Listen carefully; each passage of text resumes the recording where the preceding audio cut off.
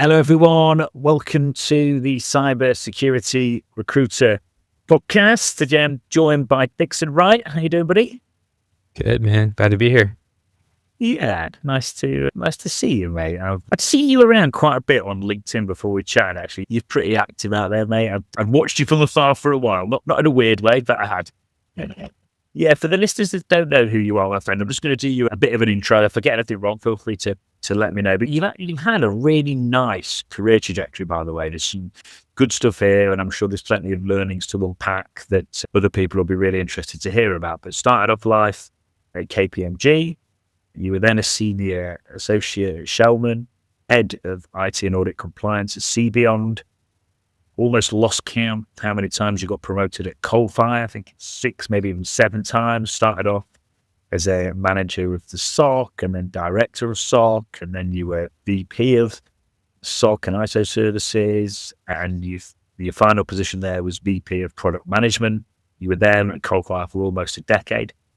You were then a VP of GRC at TrustCloud and COO at Eden Data, which was then acquired by Riveron, and you're currently the managing director. Welcome to the show. Yeah, thanks for having me. Yeah, no worries, mate. I know I've done you a bit of an intro there. I never think I can do it as well as you, so I always start with, who are you, mate? What do you get up to? What's a day in the life of Dixon like these days? Man, a day in the life's tough. Yeah, 4 kids, wife, living on the coast of North Carolina. Mainly things revolve around being a dad. I coach baseball. It's what my passion is right now. So my boys are playing All-Stars this summer. Got a tournament this weekend. Then I'm coaching, and yeah, life is full. Kids are out of school for the summer. Just trying to cherish those moments and be present as much as possible. Yeah, it's good. Are you fully remote, by the way? Fully remote. Yeah, that's right. Yeah. Yeah, that makes a massive difference when you're, because it would be, the real work for you probably starts when you finish work. Yeah. Before and after. Yeah. I get up at 5 to work out, get my kids ready to do whatever they're doing with my wife and work, and then it's back to being dad. I was actually chatting with a buddy this morning, and he's got a 1-year-old, and it's just like, it's the hardest thing you'll do, but the best thing you'll do. It certainly keeps me focused. Oh, mate, yeah, my sister's had 2 little boys, so I'm an uncle twice, but that's the closest I've got so far. But I just get all the best bits. Like, I can have the fun and give them back, whereas you've got the full responsibility. Cool. All right, Dixon. So mate, you've done well over the years. I know I mentioned it in the intro there, but like, you've had a really nice career growth trajectory. Like, is there anything you know now that you maybe wish you knew years ago? Is there any reason that you got all those promotions? Like, why did you get the tap on the shoulder to get up to VP and managing director level? Like, any secrets there, mate? Yeah, your question around what I wish I knew then was to invest in real estate 15 years ago versus not doing that. That's the advice I wish someone would have given me. But no, I think I used to listen to the Guy Raz podcast about the founders who become super successful. He used to always ask, I can't remember the name of it off the top of my head, but How I Built This is the name of the podcast. And at the end of the show, he always asked folks, what is it? Like, how much of it is luck? How much of it is essentially hard work? And there's generally differing opinions of what that is, like, per person interviews. But I think it's a combination of putting your head down and like working really hard and being good at what you do. And then I think there's also being at the right place at the right time is also a huge component of it.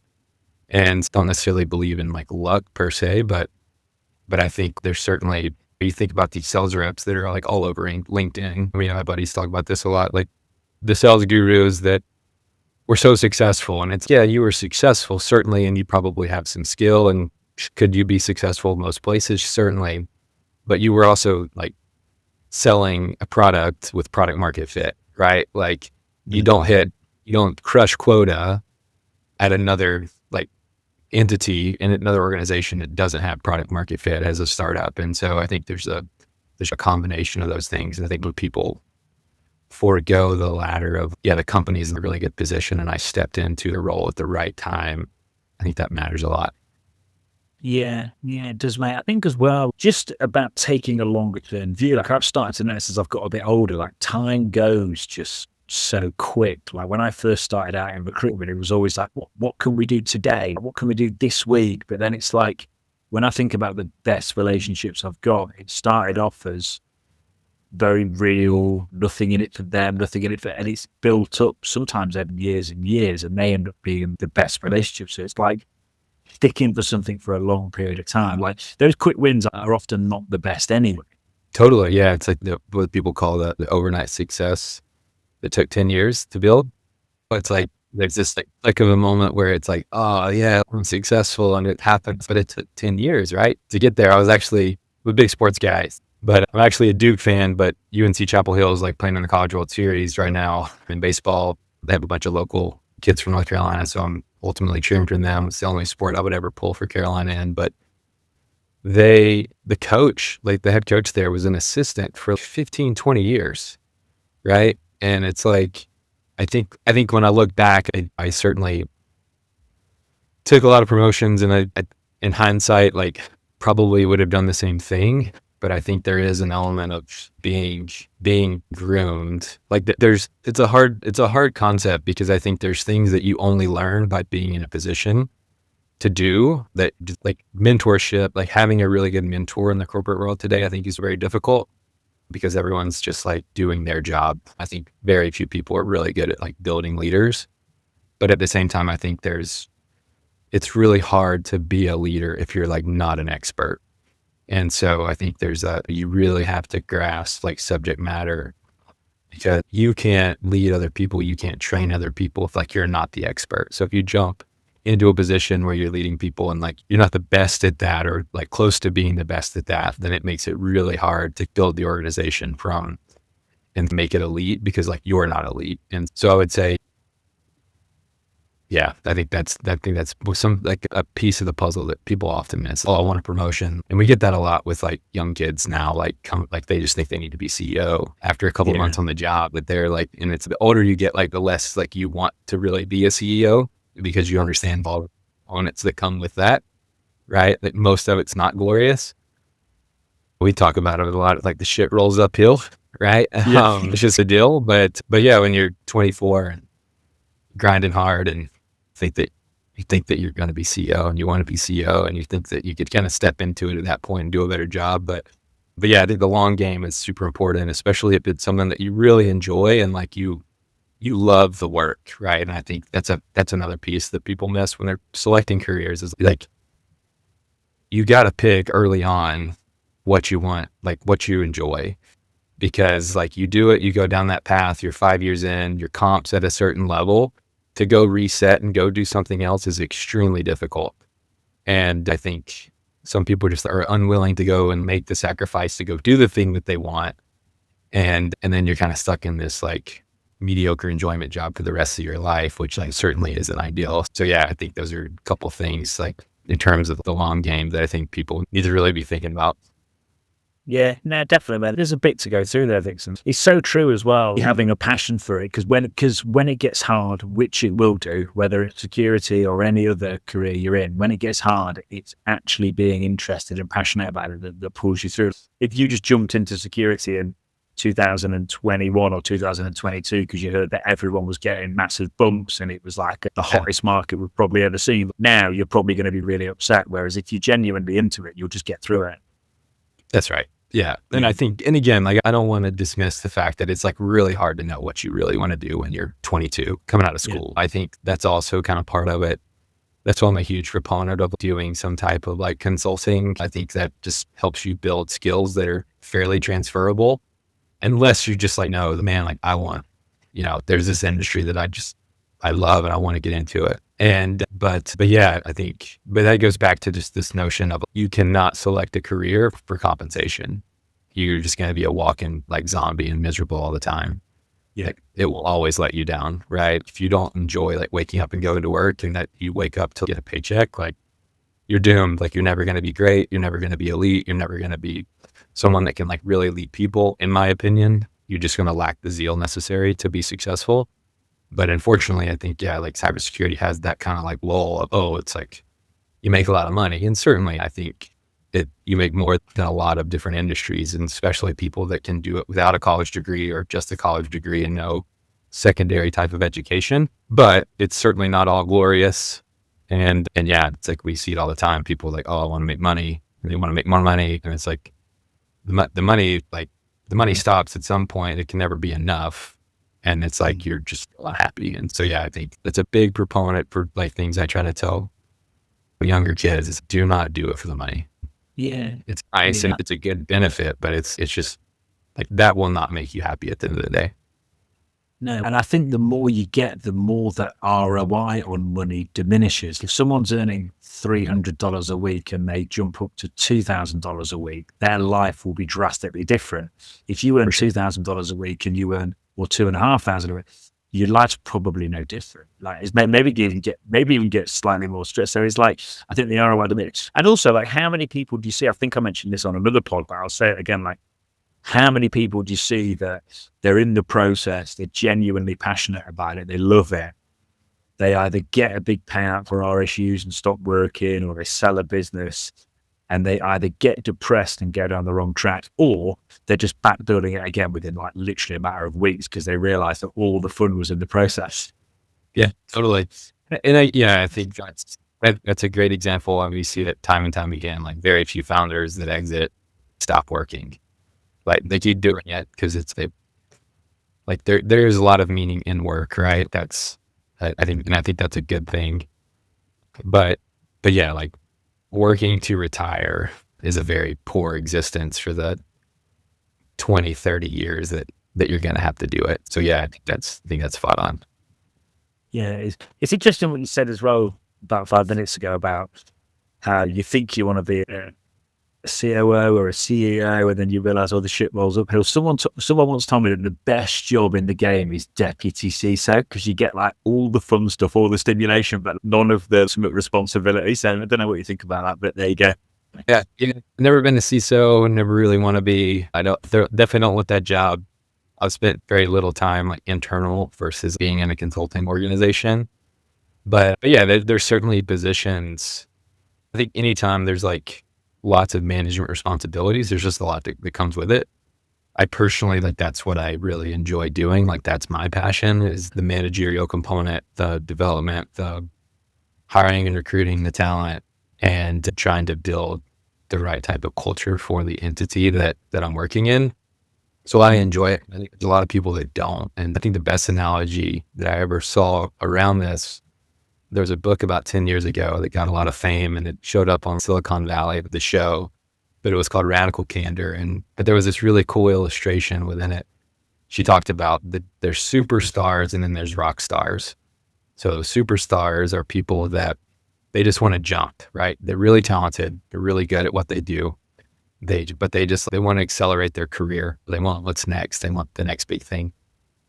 Then you have rock stars who are just awesome at their job, like love doing their job, want to continue doing that same thing for the rest of their life, right? Mm-hmm. And I think a lot of times organizations do a poor job of creating like career pathing for the rock stars.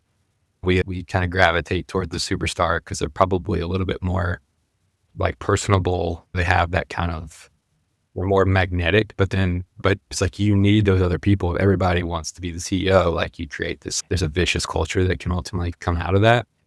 And so I think, but to your point, yeah, those rock stars are the folks. If you can give them a path, help them make more money, not make them go into management to make more money, which I think is a huge thing people do, is like, oh, this guy, you need to manage, we're going to get promoted and make more money. Then you've got those folks that they'll be there for 30 or 40 years. So it's like, doing incredible work. And I think you see that with some of these tech companies where they become like fellows, right? I know there's a couple of like IBMers, right? They're there for 30, 40 years. They're like architect fellows. And it's just like, those people are invaluable to the organization, and you never want to lose that talent, but you want to make sure that they're in positions to be successful, like over time, versus making them do a bunch of crap that they're not good at and if they don't want to do. Yeah, it's really interesting what you said about not putting rock stars necessarily into management positions. And that's a classic mistake I've seen there, where like I've seen it loads in recruitment, where someone is great at an IC level, and because they're great at IC, they get put. But let's say great ICs don't sometimes great ICs can actually be quite not all of them, some of them can be quite selfish and they don't necessarily make good managers at all. But yeah, it's interesting that you mentioned that. You've obviously seen it yourself. Yeah, we had this huge period like at Coalfire where we had just, it was early on, but we had just like significant attrition. And I think like one of the big things was like, you have these folks that are really good at their job and we essentially force them to manage people and they're not good at it and they don't want to do it. Yeah. If you don't want to manage people, like you're not going to be good at it. And it's like, they don't want to have one-on-ones. Like they don't really care about like development. They're not overly empathetic, right? There's just so many of those types of things. So they hated the job, so they wanted to quit. And then the people that were underneath them wanted to quit because their manager sucks, right? And so you have this kind of like snowball effect, which can pretty quickly create some pretty tough attrition problems that you have to address pretty quickly. And so we ended up creating two paths, right? There's a managerial path. There was a subject matter expertise path, and that became really successful within subsequent years. And I think it's like consulting, I think it's finally catching up where that's more common.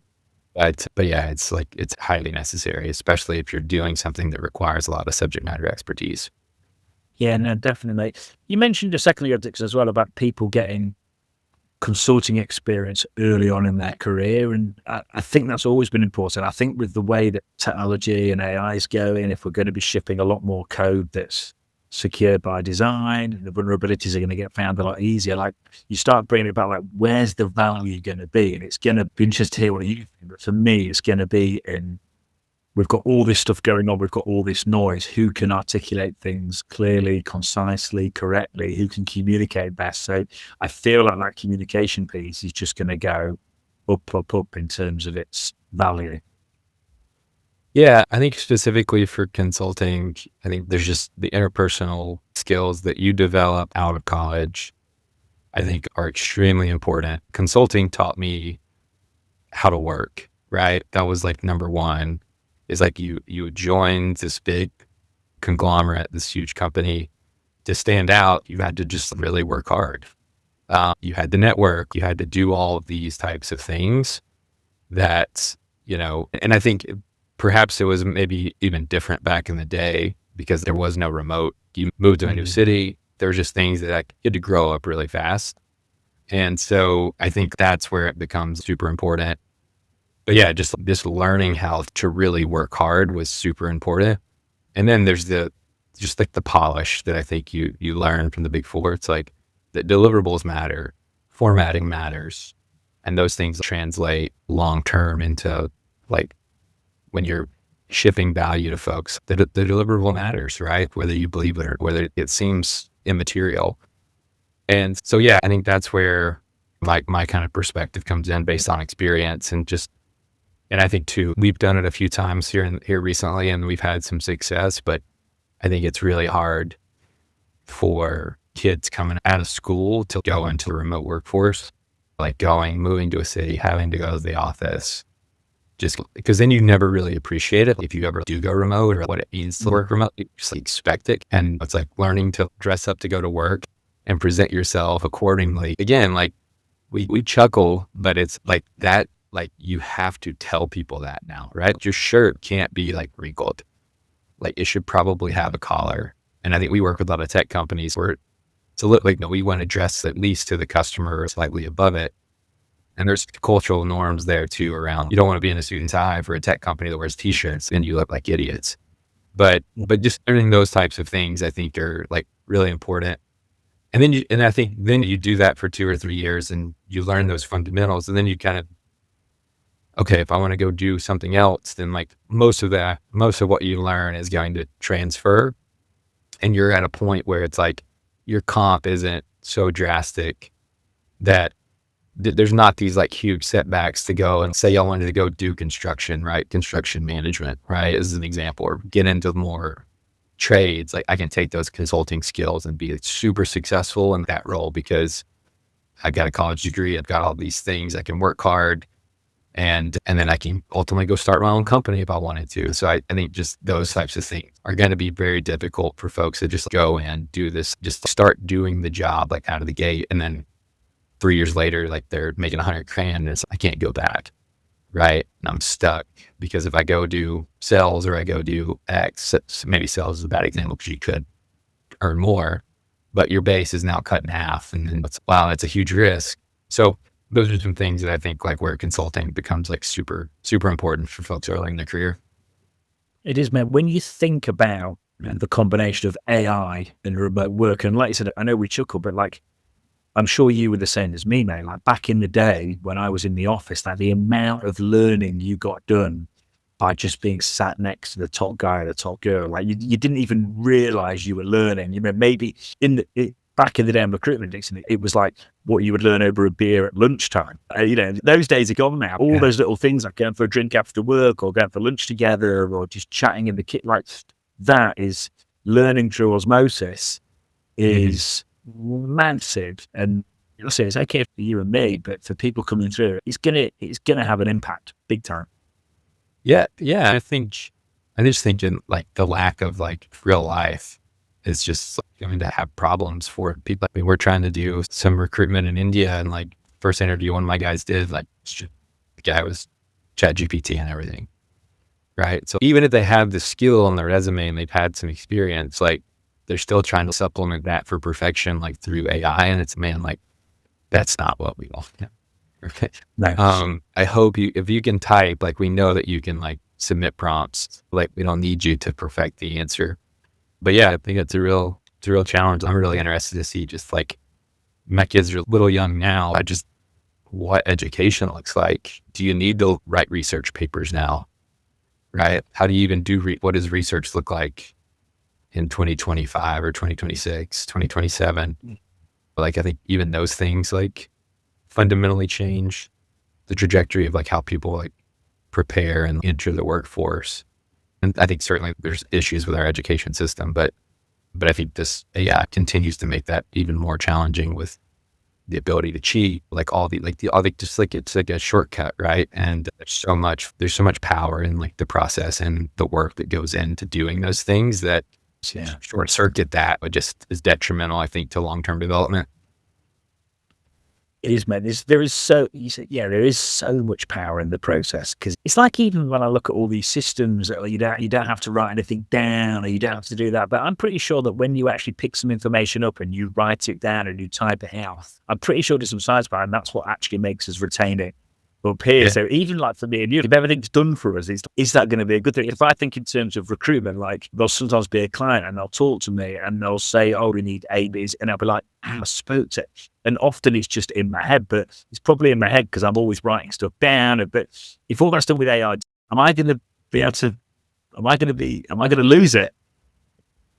Well, it's like, again, like I think we continue to over-engineer like value, and I think part of the challenge is, and it's like there's nothing novel about this statement, but it's just like the power is in like with the experts who can use it effectively and to drive efficiency. Generating a job description is like a really shitty task, right? Historically, it's, I'm going to go surf the web. I'm going to look for something comparable. I'm going to put that together. And now I can have that generated in about 5 seconds, right? But with 15, 20 years of experience, it's easy to then say, okay, this is how I want to like slightly tweak that and not just like ship like what was generated out. But it saved me a ton of time and stress, right? That's an effective use, like very simplistic use case, but that's powerful for you, right? Saves you time. Like you're not having to spend 2 hours wasting your time, like drafting a job description. Like it's basically done in 10 minutes. That provides scale for you and your business. And so, yeah, I think, again, I don't think that there is a replacement for expertise. And I still think it's really hard to build expertise if like you're just completely dependent upon AI. Like I had a buddy, actually, it's a good story. He and I think this is something that the companies are going to have to really monitor for, but he was part of the Block layoffs. Square Block, they had huge, massive layoff, basically talking about how AI is changing everything. And I think most of those layoffs, from what I gather, particularly on the software development side, which is where he sat, like they used a lot of metric. It was metric driven. And so I don't understand the ins and outs of it. I'm not a software developer, but like basically the more activity you had essentially enhanced like your ability to stick around. And so he said he believes that some people like saw that coming, and like it was very clear that some of the like weaker folks on the team picked up on it, drove a lot of activity with little value that then showed up in metrics, right? So they're shipping a lot of things that are not impactful, that aren't solving the hardest problems, but are making comments. And so their activity looks like they're driving more value, like based on the dashboard. Whereas if you're doing more thoughtful work, you're solving the harder problems. Yeah, what you're shipping is going to probably be less, but more impactful. But you can't always measure that. And so he's gonna land on his feet, got a good package and all that kind of stuff, and certainly doesn't necessarily want to work in a place that's the future. But I think like that's like a really good example of really poor like leadership usage of AI. This ability, we're going to continue to be the same type of company and ship amazing products, but yet we're going to keep around like the weakest developers who ship the weakest pieces of the overall product. Mate, that's fascinating to hear that, because I've been thinking a lot about this type of thing, and it's like, that's a really good example. Also, think about maybe the small company, this will be fine, but think about a company with like 20, 30, 40, 50,000 people.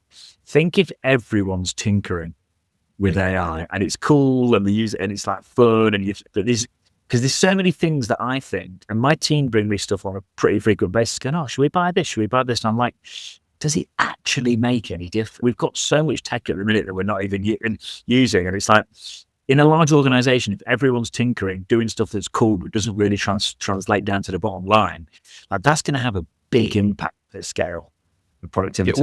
Yeah. And I don't think people are paying enough attention to the cost associated with it, right? Like use AI. Yeah, that's fine. But what is the true ROI? I think we're still in the early stages of ROI, right? And then like long-term, like how much is like the usage going to cost? I think we have a guy that's on my team, and he's largely responsible for spearheading a lot of these initiatives and trying to keep like the reins on our folks. Cause we certainly want, like we've done some really cool things, and people have shipped like really cool utilities and things that could have never imagined 5 years ago. So that's really awesome. But it's just like just really trying to focus on like the type of problem that we're solving. Is this $100 problem, or is this like $100,000 problem? Right? Help me understand the usage, like how many customers, how many times are we doing this manually, right? Times our billable rate, right? Is that $1 million problem, or is that a $20,000 problem? Because over the year, like we're going to be spending, like people think it's free because you have a subscription, and that's not true. And so it's like, those are things that I think are going to be like, and that goes back, like only experts can know that, right? Like experts are the ones that can say, yeah, like this is $100,000 or $1 million problem that I want to work on, not, this is a really neat thing because I like prompted this utility that does this one thing, but in all actuality, like could probably do it just as fast and higher quality in a spreadsheet. But it isn't just cool. But I'd used AI to do it, and could really care less if you save 10 minutes. Yeah. That's what we want. Yeah, it's so true. Man, I was just about to say, to understand all that, to understand the context, and like you just said, you need to have a fundamental understanding of what's going on. Otherwise, you could never. Like for you as a manager, as a leader as well, Dixon, like you've got to have that as well. Because correct me if I'm wrong, but I can imagine you're getting bought stuff and ideas on a pretty frequent basis, and you've probably got to really quickly assess what we're doing here. And the knowledge needs to be there to be able to do that. Yeah, like what are we selling the service for? What's the price back to the customer? And then it's how are we evaluating the value of whatever we're building? I think in consulting, it's a lot around like efficiency. How much time is this saving? And then how do we think about the monetary value of that time savings? Or maybe it's like we need to do it so that would be like a margin enhancement. Hey, we can charge the same $50,000 and do it in half the time and drive margin to the business. Or it's a component of, hey, it's actually going to maybe not save us much time, or it's going to save us time, and we're going to have to lower price because like it's just more competitive. Like we're seeing that a lot in our space. A lot of commoditization driving things into the ground. And so how do we maintain similar quality, similar process, automate, take some of the human element out of it, and then drive our prices like down as a result and give that back to the customer and maintain margin, right? And then there's other components of just like how it impacts like upsell, right? Hey, can we generate something based on what we're already doing to give free value that then leads to additional work, like those types of things. But yeah, it's I can't type that into Chat GPT and say, hey, is this a good idea? Like you actually cannot understand how the business works and the subject matter that we're dealing with and the customers that we're dealing with to really determine it's a worthwhile endeavor. Yeah, it's like some of the stuff I use Claude and ChatGPT, but like you'll ask ChatGPT something and it'll give you a reply, and if it's something that you're knowledgeable on, you're like, that's wrong, and you'll say to it like it's wrong, and it'll go, oh yeah, I know, sorry. And it's like, what? Why did you tell me it wasn't then?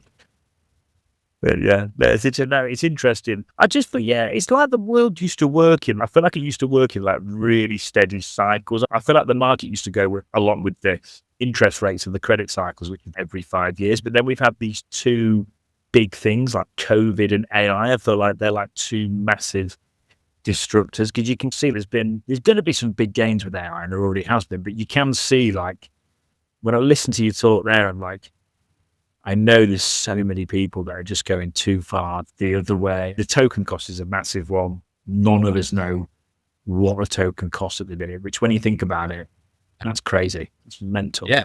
It's like we get dependent upon it. It's like, why wouldn't they jack prices? Yeah, they cut it down. When we talk about stickiness a lot, like very sticky. Oh shit. I don't even know how to code. I got to pay for it. Right. So yeah, there was a good post by a guy I follow, and he was basically saying like we're spending all this time on AI, like generating these like utilities or leveraging API calls to do this types of automation when it could be a coded script, and kind of outline like the cost differentiation of that, and it's substantial.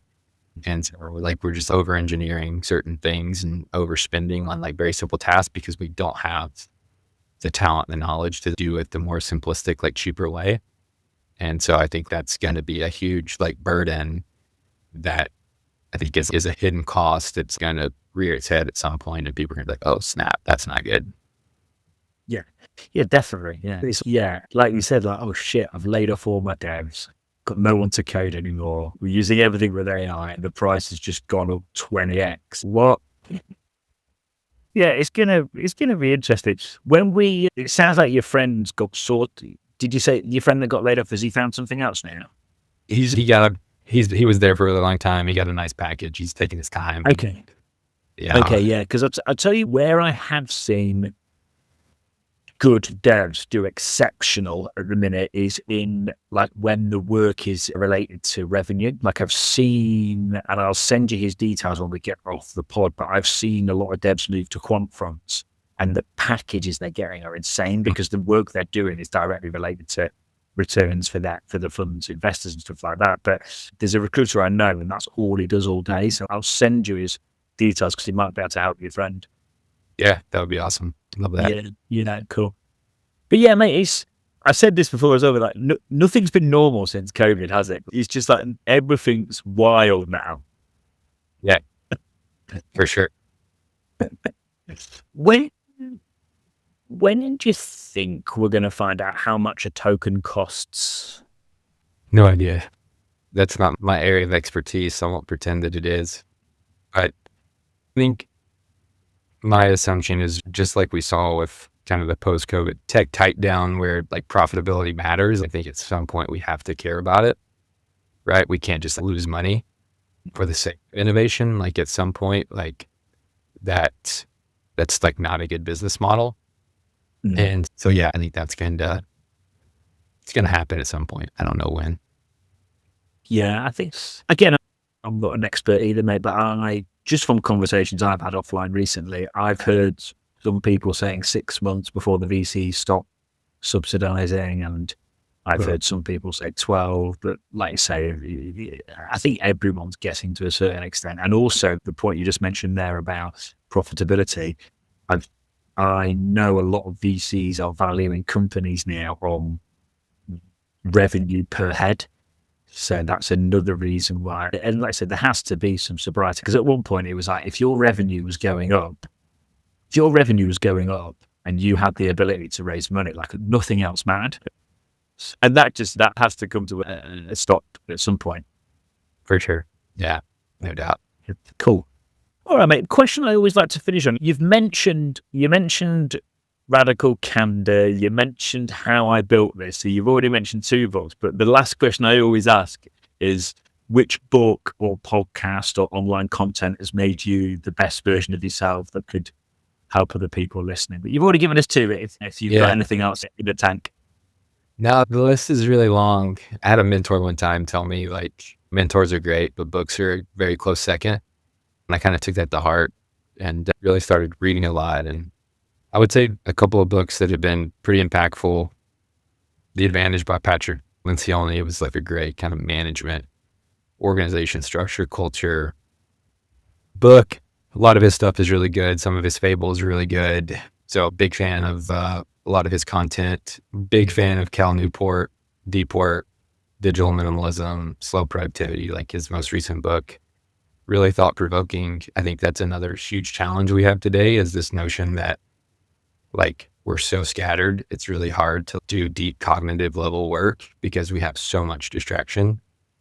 Social media, like Slack, email, meetings, like, where do we actually do the work? So he's got some really good stuff there that I've found to be really great. And a surprising book that I think was that I really loved, because I also like love food, but is Unreasonable Hospitality. It's a book by, his name's going to slip my mind now that I'm putting it on the spot, but Will Guidara is his name, actually. He ran front of the house for 11 Madison Park, which was the #1 restaurant in the world, 3-star Michelin restaurant in New York City.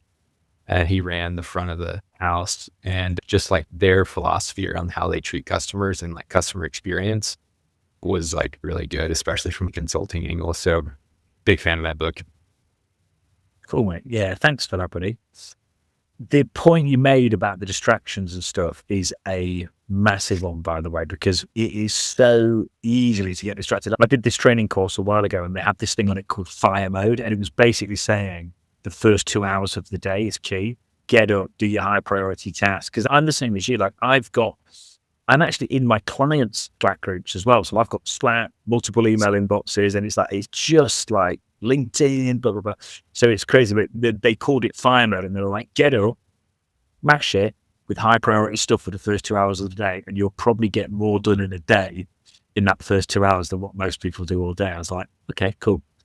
Yeah. Yeah. It's really tough. It's really tough with kids, but if anything is critical, like, that I just have to be like locked in on, like, he gets done at 4:35 a.m. That's just okay. Okay, cool. Kids wake up at 7. Like, I know that's when it's got to get done. I typically like to do my workouts during that period of time, but if it's like super important for that given day, then yeah, that's because like by the time you get up, kids, like, your day's completely shot. But yeah, totally agree. Yeah, cool. You'll be okay at 5 a.m, mate. Yeah, I think you should be okay at that sort of time. Hey, listen, it's been nice chatting. I know we've had this in the making for a while, mate, but it's worth the wait, and it's been a really nice chat. Yeah, thanks again, buddy. I've enjoyed chatting to you. It was great. Appreciate the time. Thanks, mate.